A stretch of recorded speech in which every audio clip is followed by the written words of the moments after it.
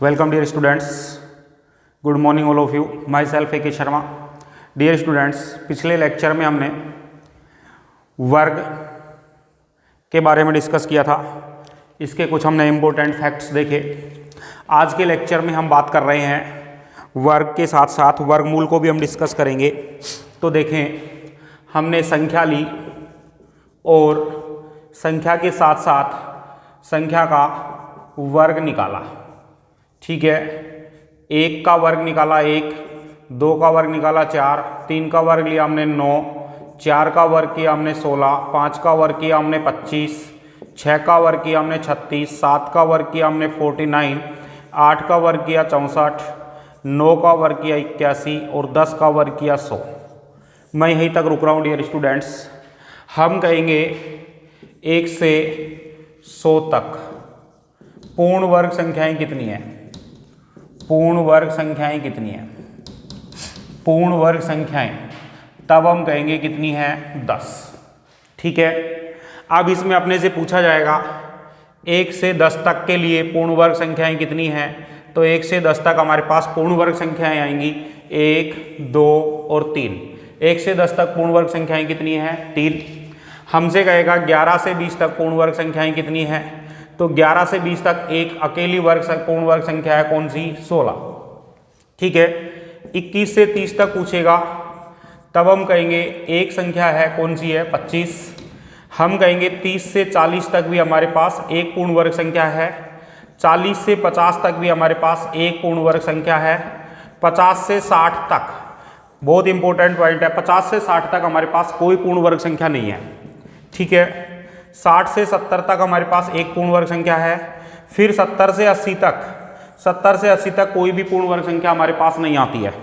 और फिर 80 से 90 तक हमारे पास एक पूर्ण वर्ग संख्या आती है और 90 से 100 तक भी हमारे पास एक पूर्ण वर्ग संख्या आती है। ठीक है, तो पूर्ण वर्ग संख्याएं पूछे तो 1 से 100 तक कितनी पूर्ण वर्ग संख्याएं हैं? 100। ठीक है, सॉरी 10। 1 से 100 तक 10 पूर्ण वर्ग संख्याएं हैं। 1 से 10 तक कितनी है? 3 है। 11 से 20 तक पूछता है तो 1 है। 21 से 30 तक पूछता है तो 1 है। इस तरीके से दो वर्ग हमारे पास आ गए, 50 से 60। ठीक है, इसको मैं सही कर दूं, 31 से 40, 41 से 50, 51 से, और ये हो गया 61 से 70 और ये हो गया 71 से 80। ठीक है, तो इस तरीके से मैं आपसे कह सकता हूं कि हमारे पास 51 से 60 और 71 से 80 दो ऐसे वर्ग हैं जिनमें कोई भी पूर्ण वर्ग संख्या नहीं है। ठीक है, अब देखें, कुछ फैक्ट हमसे बात करता है और ये फैक्ट होते हैं कि एक अंक की, कितने अंकों की? एक अंक की दो बातें पूछेगा। या तो हमसे पूछेगा सबसे छोटी, या हमसे पूछेगा सबसे बड़ी। सबसे बड़ी पूर्ण वर्ग संख्या, पूर्ण वर्ग संख्या। ठीक है, पूर्ण वर्ग संख्या, दो संख्याएं पूछेगा एक अंक की हमारे पास। तो देखो, एक अंक की सबसे छोटी पूर्ण वर्ग संख्या 1 है और 3 जो है ये 9 है, ये एक अंक की सबसे बड़ी पूर्ण वर्ग संख्या है। तो सबसे छोटी पूर्ण वर्ग संख्या 1 अंकों की आ गई 1 और सबसे बड़ी आ गई 9। ऐसे ही अपने से पूछेगा 2 अंकों की, कितने अंकों की? 2 अंकों की दो ही बातें करेगा, सबसे बड़ी और सबसे छोटी। सबसे छोटी और सबसे बड़ी। हम बात कर रहे हैं किसकी? पूर्ण वर्ग संख्याओं की। किनकी बात कर रहे हैं? पूर्ण वर्ग संख्याओं की। तो 2 अंकों की सबसे छोटी संख्या कौन सी है? 16 है। कौन सी है? 16 है। और सबसे बड़ी 2 अंकों की संख्या कौन सी है? 81 है। तो 2 अंकों की सबसे छोटी संख्या पूर्ण वर्ग संख्या 16 और सबसे बड़ी कौन सी है? 81। ठीक है, ऐसे ही हमसे बात करेगा 3 अंकों की, 3 अंकों की सबसे छोटी और सबसे बड़ी। ठीक है, 3 अंकों की सबसे छोटी, तो 3 अंकों की सबसे छोटी तो हमारे पास आ गई क्या? 100। ठीक है, कितनी आ गई? 100। और 3 अंकों की सबसे बड़ी आएगी हमारे पास, तो 3 अंकों की सबसे बड़ी आएगी, तो ध्यान दें 3 अंकों में हमारे पास एक पूर्ण वर्ग संख्या आती है 900। किसका वर्ग है? 30 का वर्ग है। तो 31 का वर्ग क्या आएगा? 31 का वर्ग डियर स्टूडेंट्स हमारे पास आ जाएगा 961। कितना हो जाएगा? 961। तो 3 अंकों की सबसे बड़ी संख्या हो गई 961। ठीक है, ऐसे ही हमसे बात करेगा और क्वेश्चन में हमसे कहेगा 4 अंकों की, 4 अंकों की, तो 4 अंकों के लिए बात करेगा तो 2 ही पॉइंट आएंगे, सबसे छोटी और सबसे बड़ी पूर्ण वर्ग संख्या। तो सबसे छोटी पूर्ण वर्ग संख्या हमारे पास 4 अंकों की 1024 जो कि 32 का वर्ग है, और सबसे बड़ी हमारे पास आ जाएगी 9801, 9801, और 9801 जो आती है ये 99 का वर्ग है, क्योंकि 100 का वर्ग हमारे पास 10,000 हो जाता है, तो 9801। तो ये डायरेक्ट क्वेश्चंस भी कई बार पूछे जाते हैं, 1 अंक की सबसे छोटी संख्या और 1 अंक की सबसे बड़ी पूर्ण वर्ग संख्या, ऐसे ही 2 अंकों की सबसे छोटी और सबसे बड़ी पूर्ण वर्ग संख्याएं, ऐसे ही 3 अंकों की और ऐसे ही 4 अंकों की। क्लियर? चलें आगे। तो डियर स्टूडेंट्स, ये हमारा वर्ग का फैक्ट कंप्लीट हुआ। अब हम बात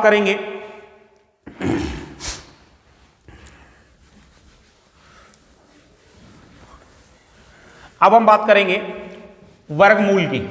वर्गमूल से पहले एक पॉइंट मैं बता दूं, काफी बच्चे डिस्कस कर रहे थे उस पॉइंट पर।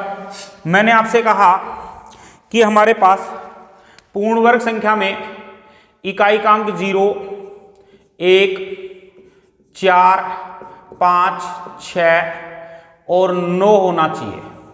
तो ये यदि इकाई के अंक हैं तब मैं कहूँगा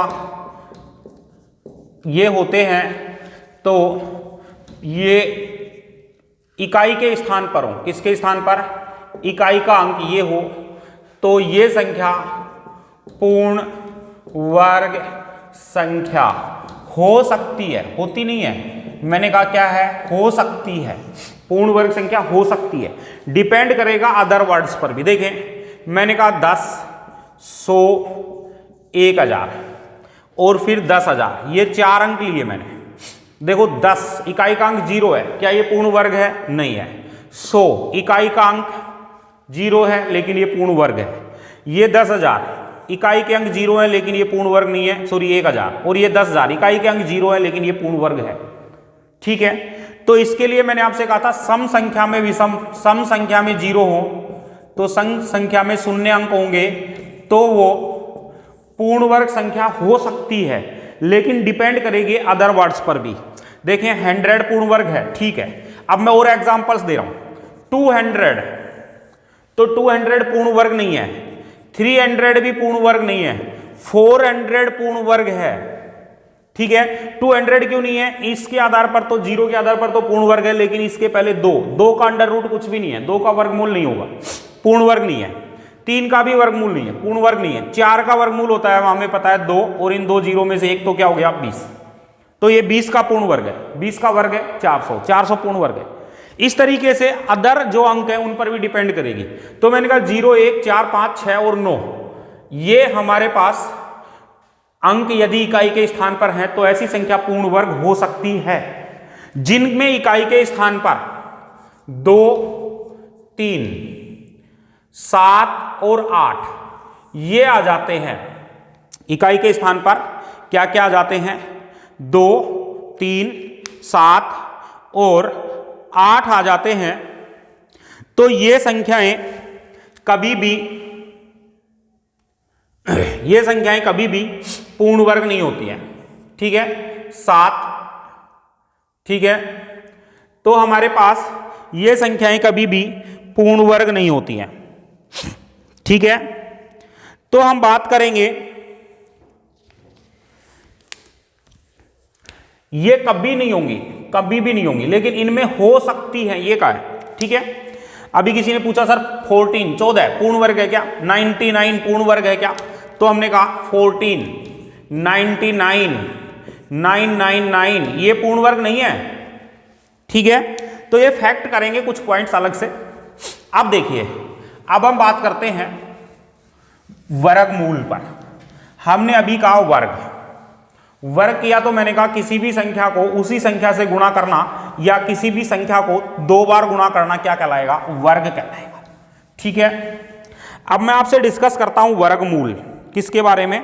वर्गमूल के बारे में डिस्कस करता हूं, ठीक है। और वर्गमूल की जब हम बात करेंगे तो वर्गमूल की बात करेंगे तो वर्गमूल जो है, वर्ग जो किया हमने उसका जस्ट अपोजिट हो गया।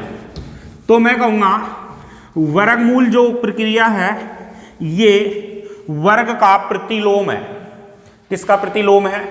वर्ग का प्रतिलोम है। ठीक है, किसका प्रतिलोम है? वर्ग का प्रतिलोम है। तो हम बात करेंगे अभी वर्गमूल की। किसकी बात करेंगे? वर्गमूल की बात करेंगे। तो वर्गमूल के बारे में मैंने आपसे कहा वर्गमूल वर्ग की प्रतिलोम प्रक्रिया है। वर्ग की प्रतिलोम प्रक्रिया है।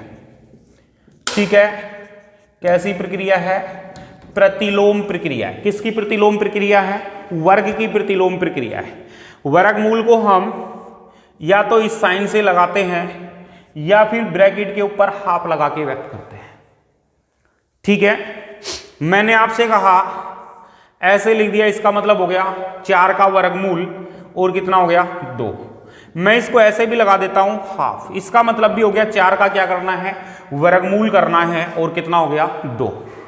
ठीक है, अब मैं पॉइंट लेता हूं वर्गमूल ज्ञात करने की विधियां। वर्गमूल ज्ञात करने की विधियां। वर्गमूल ज्ञात करने की विधियों में 3 विधियां लूंगा मैं। देखो, एक अभाज्य गुणनखंड के द्वारा, अभाज्य गुणनखंड विधि से। दूसरे नंबर पर मैं डिस्कस करूंगा भाग विधि, और एक विधि मैं यहां डिस्कस कर रहा हूं जिसको हम बोलते हैं घटाने की संक्रिया द्वारा वर्गमूल ज्ञात करना। कौन सी क्रिया द्वारा? घटाने की संक्रिया द्वारा। देखो, हमने कहा n विषम संख्याओं का योग n स्क्वायर के बराबर होता है। पढ़ चुके हम एक पॉइंट, n विषम संख्याओं का योग n स्क्वायर के बराबर होता है। ठीक है, तो किसी भी पूर्ण वर्ग संख्या में से विषम अंकों को घटाना शुरू करो और जिस पद पर 0 प्राप्त हो जाए वो पद संख्या उसका वर्गमूल हो जाएगी। देखें, एक एग्जाम्पल लिया, वापस सुने मैंने क्या कहा? घटाने की संक्रिया द्वारा। मैंने आपसे कहा n विषम संख्याओं का योग, तो आप कहेंगे n स्क्वायर। अब मैं कह दूं किसी पूर्ण वर्ग संख्या में से विषम अंकों को हम घटाते चले जाएं। कौन से अंकों को? विषम अंकों को हम घटाते जाएं, तो जिस स्टेप पर, जिस पद पर 0 आ जाए, लास्ट में शेष 0 रहे, उस पद का जो मान है, वो पद, पहला पद है, दूसरा पद है, 5वां पद है, 10वां पद है, वो पद जो है ना, वो उसका वर्गमूल कहलाएगा। एग्जाम्पल लिया मैंने 16 का वर्गमूल निकालना है, तो मैंने कहा 16 - 1 15, फिर मैं कहूंगा 15 - 3, क्योंकि विषम अंक घटाने हैं।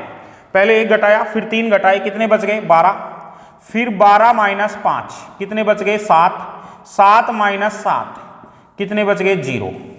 0 आ गया कौन से पद में? 1 2 3 4।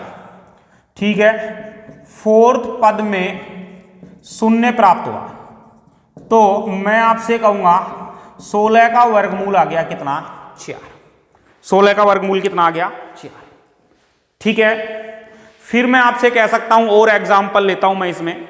मैंने आपसे एग्जाम्पल लिया 25 का वर्गमूल, तो मैंने कहा पहले 25 में से 1 घटाओ 24, फिर 24 में से 3 घटाओ 21, 21 में से 5 घटा दो 16, 16 में से 7 घटा दो 9, और 9 में से 9 घटा दो 0। देखो, विषम अंक घटाएं 1 3 5 7 9। कौन से पद पे? पहला, सेकंड, थर्ड, फोर्थ, फिफ्थ।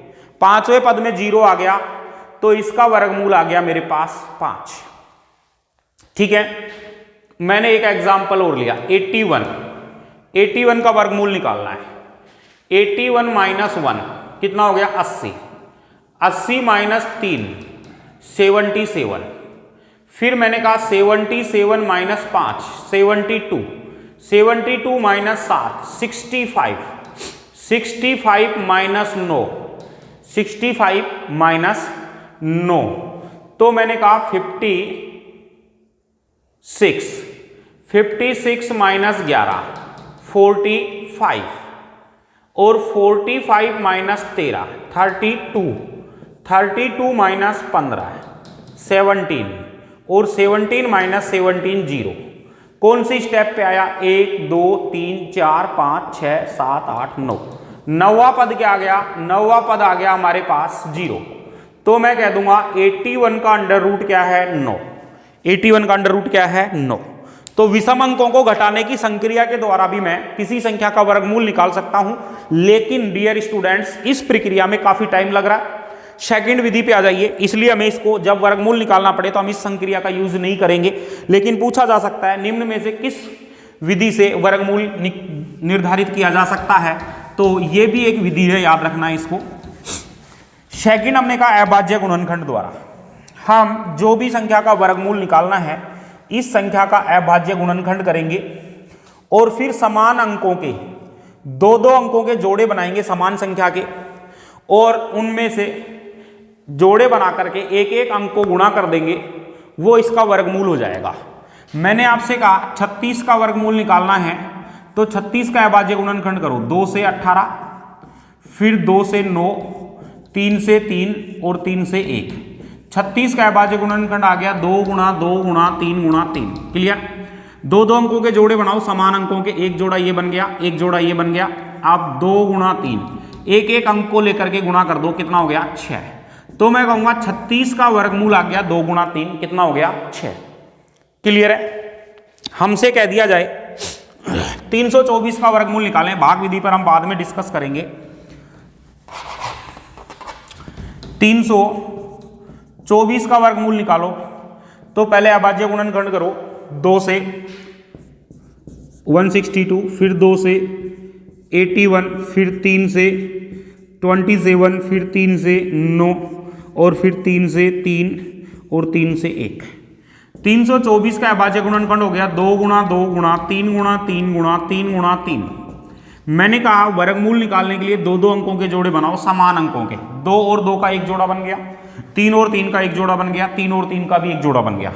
अब मैं कह दूं अंडर रूट 324 की वैल्यू आ गई 2 गुणा 3 गुणा 3 18। ये कौन सा मेथड है? अभाज्य गुणनखंड विधि है। कौन सा मेथड है? अभाज्य गुणनखंड विधि है। ठीक है, नेक्स्ट एक एग्जांपल और ले लेता हूं मैं। अभाज्य गुणनखंड विधि में एक एग्जांपल और करवा देता हूं।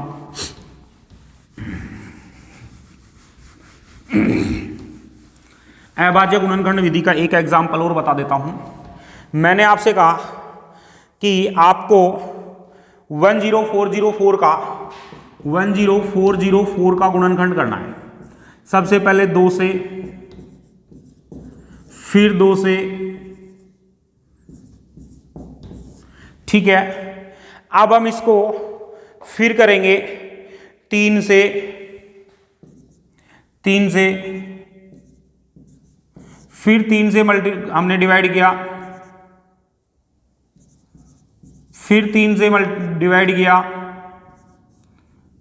3 से डिवाइड नहीं हो रहा है, ठीक है। 3 से डिवाइड नहीं हो रहा है, तो अब हम इसको डिवाइड करेंगे 7 से। 1 मिनट, 9 का मतलब 7 के पाड़े में भी 49 आता है। 7 से करें तो 7 4 जा 28, नहीं 7 से नहीं होगा। फिर हम बात कर लेते हैं 17 और 11, 17 7 119 और 17 1 क्या आ गया? 2 into 2 into 3 into 3 into 17 into 17, ये हो गया। ठीक है, दो दो अंकों के जोड़े बनाओ और इसका 10404 का वर्गमूल हो गया 2 गुणा 3 गुणा 17, 102। ठीक है, कितना हो गया? 102। क्लियर हो गई बात? इस तरीके से हम अभाज्य गुणनखंड से भी किसी भी संख्या का वर्गमूल निर्धारित कर सकते हैं। अब हमारे पास नेक्स्ट मेथड आता है अभाज्य गुणनखंड के बाद तीसरा मेथड, जिसको हमने कहा भाग विधि। भाग विधि समझ में आ जाए तो सबसे अच्छा मेथड यही है, सबसे सरल तरीके से जल्दी से सोल्व करने का। देखो कौन सी विधि बताई मैंने, भाग विधि। भाग विधि में क्या करना है, तो भाग विधि में हमें दो दो अंकों के जोड़े बनाने हैं। कितने कितने अंकों के, दो दो अंकों के जोड़े बनाने हैं। देखो सबसे पहले इसमें ध्यान रखना, कोई भी संख्या है, संख्या में हमने माना n अंक हैं। कितने अंक हैं, n अंक हैं। तब मैं आपसे कहूंगा कि इस संख्या के वर्गमूल में कितने अंक होंगे, तो वर्गमूल में कोई पूर्ण वर्ग संख्या है जिसमें n अंक हैं, तो इस संख्या के वर्गमूल में अंक, वर्गमूल में अंक या तो n/2 होंगे या n+1/2 होंगे। n/2 कब लेना है, जब n सम है तब n/2 लेना है, और n विषम है तब n+1/2 लेना है। ठीक है, मैंने आपसे कहा कि 1764 ये संख्या है, पूर्ण वर्ग संख्या है, इसमें इसके वर्गमूल में कितने अंक होंगे, तो इस संख्या में कितने अंक हैं, 1 2 3 4 अंक हैं। 4 का मतलब सम संख्या के हैं। कौन सी संख्या के हैं, सम संख्या के। तो इस संख्या का जब हम वर्गमूल निकालेंगे तो वर्गमूल में अंक आएंगे n/2। कितने अंक आएंगे, 2 अंक आएंगे। कितने अंक आएंगे, 2। ठीक है, अभी हमने लिया एक एग्जाम्पल और 20736, ये संख्या दी है। कितने अंक हैं, 1 2 3 4 5, विषम संख्या के अंक है। मैंने कहा ये पूर्ण वर्ग संख्या है। कैसी संख्या है, पूर्ण वर्ग संख्या है।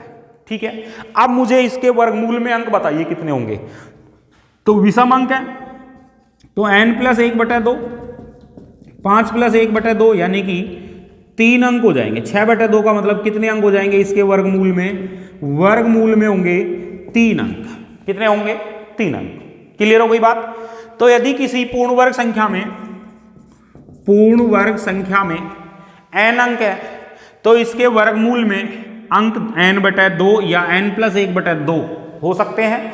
n/2 कब होंगे, जब n की वैल्यू सम संख्या में है, और जब n विषम संख्या में है तब हम कहेंगे कि n+1/2 होंगे। क्लियर हो गई बात। अब हम बात करेंगे भाग विधि पर। कौन सी विधि पर, भाग विधि पर। ठीक है, भाग विधि में क्या करना है, हमें सबसे पहले राइट साइड से दो दो अंकों के जोड़े बनाने हैं। कितने कितने अंकों के जोड़े बनाने हैं, दो दो अंकों के जोड़े बनाने हैं। मैंने आपसे कहा 225 का वर्गमूल निकालना है। ये लो, दो दो अंकों के जोड़े बना दो। ये 2 अंक, ये 1 बच गया बेचारा। सबसे पहले इस 1 में देखें, ये 2 है, ये 1 स्क्वायर से तो बड़ा है और 3 के स्क्वायर से छोटा है। ठीक है, इसका मतलब मैं पहले इसमें 1 का भाग दे दूं, 1 -1। इस संख्या में वही अंक जोड़ो वापस से। कितना जोड़ा मैंने, +1। कितना हो गया, ये 2। अब यहां 2 में से 1 गया तो क्या बच गया, 1। अगला अंक ऐसे कैसे उतार दो, 25। अब इस 2 को किसी ऐसे अंक से गुणा करो कि इसकी वैल्यू 125 हो जाए। 2 के साथ में वही अंक जिससे गुणा कर रहे हो उसको भी हम इसके साथ ऐड करके लिखेंगे। कहने का मतलब 2 को 1 से करता हूं, इसका मतलब हो गया 21 को 1 से। मैं 2 को 2 से करता हूं, इसका मतलब हो गया 22 को 2 से। मैं 2 को 3 से करने की कोशिश करता हूं, इसका मतलब हो गया 23 को 3 से, 24 को 4 से, 25 को 5 से।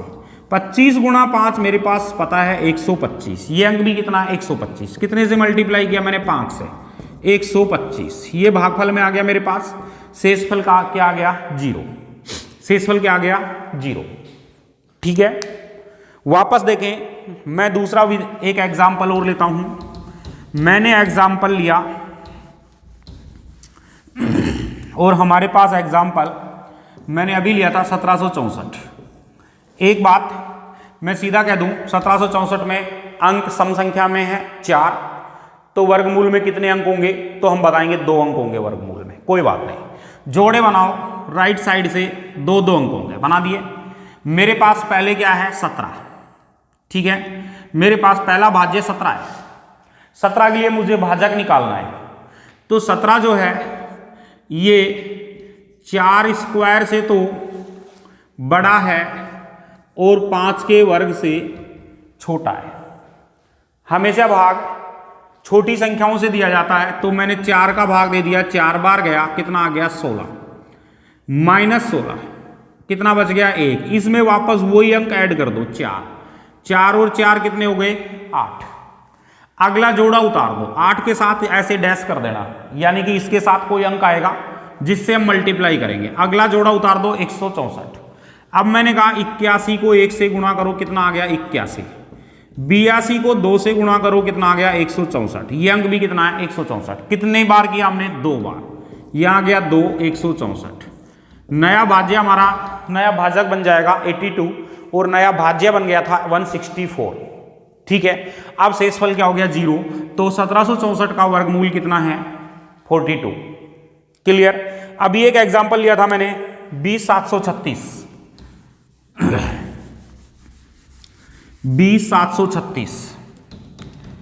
20736 इसका वर्गमूल निकालना है। ठीक है, दो अंकों के जोड़े बना दो डियर स्टूडेंट्स। ये लो, अकेला बच गया 2। अब मैं कहूंगा 2 मेरे पास भाज्य है, इसके लिए भाजक ढूंढना है मुझे। भाजक मेरे को ढूंढना पड़ेगा और मैं ढूंढ के लाऊंगा कहां से। तो देखो ये जो 2 है, ये 2 1 के स्क्वायर से बड़ा है और 3 के स्क्वायर से छोटा है। इसका मतलब 2 में मैं 1 का भाग दे सकता हूं। तो मैंने इसमें 1 का भाग दिया -1। कितनी बार दिया 1 बार, यहां ऐड कर दिया मैंने 1 2 1, अगला 0 1। इसके साथ मुझे नया भाजक निकालना है। तो देखो 21 को 1 से गुणा करूंगा, नया भाजक 21 लेता हूं तो 21 आ गया। 22 लेता हूं नया भाजक, तो 22 दूनी 44 आ गया। 23 लेता हूं तो 3 आ गए 69 हो गया। 24 लेता हूं तो 4 यानी कि 24 चौक 96 हो गया। 25 लेता हूं तो 125 हो गया। तो देखो 24 इसके लिए उपयुक्त भाजक है, तो ये हो गया 24। 24 का भाग दिया, कितनी बार गया 4 बार। 24 चौक 96 -96। इसमें वापस ऐड करो डियर स्टूडेंट्स 4। जितनी बार भाग देंगे वो वापस ऐड करेंगे। इसमें कितना हो गया ये 28। ये आ गया मेरे पास, 11 में से 6 गए तो 5 0। अगला उतार दो, ये लो। अब मेरे पास नया भाजक ढूंढना है। भाज्य कितना है 536। 536 में मुझे 536 इसके लिए मुझे भाजक ढूंढना है। 281 गुणा 1 281 हो गया। 282 गुणा 2 तो ये हो गया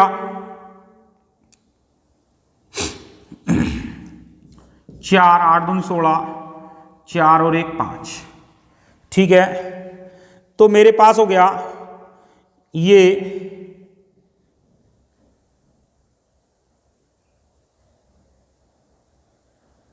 कहीं ना कहीं, ओहो 7 था भैया, यहाँ 1 नहीं था 7 था, सॉरी यहां मिस्टेक हुई। ये हुआ 1, ये 1, सॉरी। नया भाज्य दोबारा देखें, नया भाजक, इस क्वेश्चंस को दोबारा देखेंगे।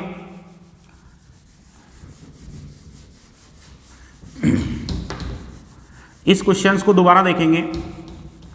देखिए हमारे पास है 20736। सबसे पहले हमें क्या करना है, दो अंकों के जोड़े बनाने हैं। ये बच गया 2 के लिए मैं भाजक निकालूंगा तो 1 का स्क्वायर और 3 स्क्वायर से ये छोटा है, तो इसके लिए भाजक आ गया 1। इसमें भाग दिया मैंने 1 बार +1, ये तो हो गया 2 -1, 1 बच गया। नया अंक उतारा 0 मैंने कहा अब इसके लिए भाजक ढूंढेंगे।